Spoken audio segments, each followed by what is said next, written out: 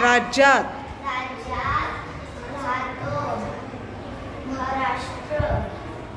आपल्या देशाचे नाव काय आहे? भारत. आज कोणता वार आहे? शनिवार. काल कोणता वार आहे? शुक्रवार. होता. काल कोणता वार होता?